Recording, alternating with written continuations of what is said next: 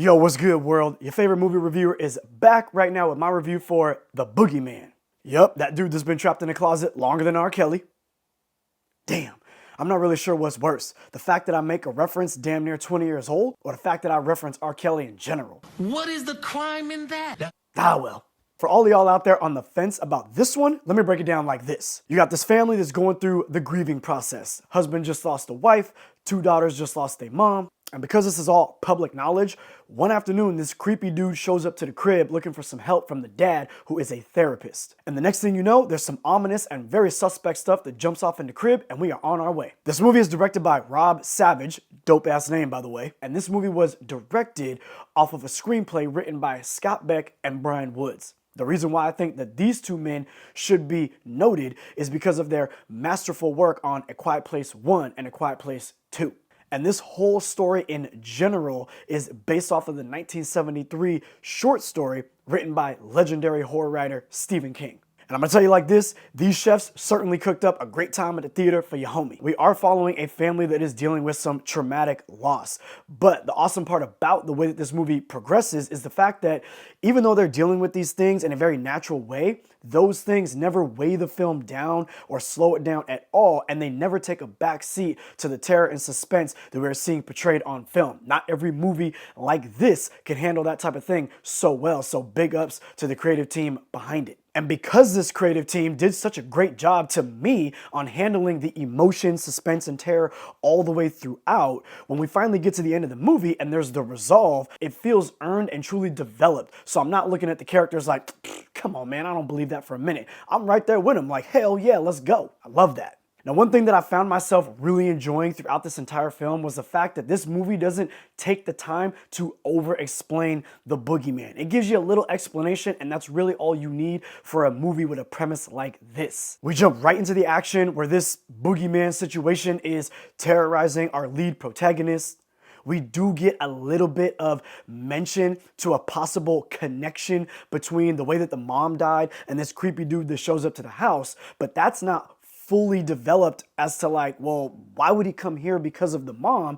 And honestly, it doesn't bother me because throughout the entire film, I'm kind of constantly wondering about certain things, but because, like I said, the film does such a great job handling the emotional weight between this family dealing with their loss, what this guy showed up to talk about, and then when the young girl, the daughters, kind of investigate and try to figure some stuff out, all of these elements kind of fit to still engage me in the film enough that even though I don't have the deep dive backstory that I'm usually a fan of, I didn't really need it here. I was on board. I'm good. Now, this movie isn't without what I would consider to be a jump scare, but I would say that the way that those jump scares were set up had a great payoff, and they actually held weight to the story. It wasn't just like a random door shutting hella loud or a cat going meow and some shit like that and then running off. It was like some legitimate stuff where the boogeyman may or may not be popping up, or something that's happening with one of the characters and then everybody else kind of has to deal with the fallout. Now, this movie stars Sophia, Thatcher,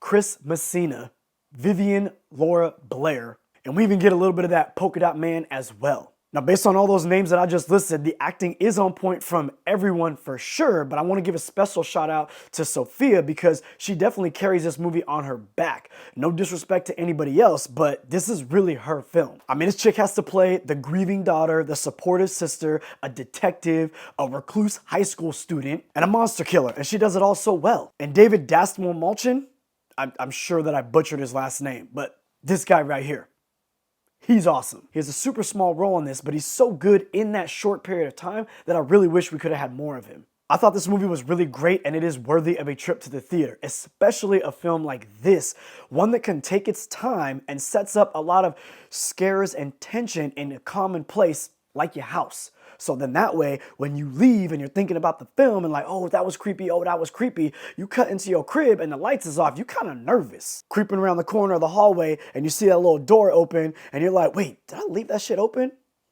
I don't know.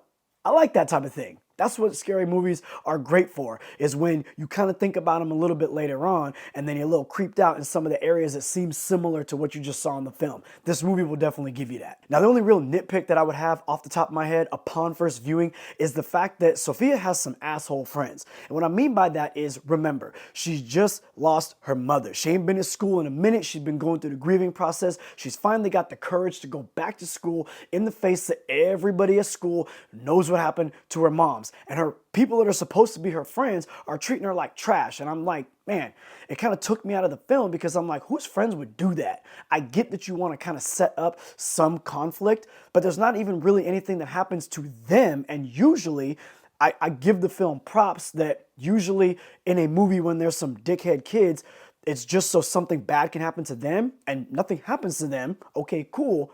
But at the same time, why do our friends gotta be dicks? I just didn't believe that they would actually be like that. And it kind of took me out just a little bit. The other thing is, goddamn, turn on some lights. I understand that you want this movie to be dark for our benefit. So then that way we're in the dark and we can't really see what's creeping in the shadows, lurking. But come on, let's be realistic. If you walked into a room in the crib, thought you heard something, what's the first thing you finna do? Clap on. Clap off. You know what I'm saying? You flipping on them lights. I swear to God, they don't never use electricity in this damn house. Look, either you can't pay your electricity bill or you're Amish. Which is it? Just one day I want Hollywood to make a movie where I'm scared and it's a bright ass house. Broad effing daylight. They at a park, chilling, kids everywhere, and I'm terrified. Come on, y'all. I know you can do it. What do y'all think? Does this sound like one that you might want to check out in the theater, or is it something you might want to check out on streaming? Hit me up, comment below, let me know what's good. Other than that, your homie, Jay Greene, I'm out.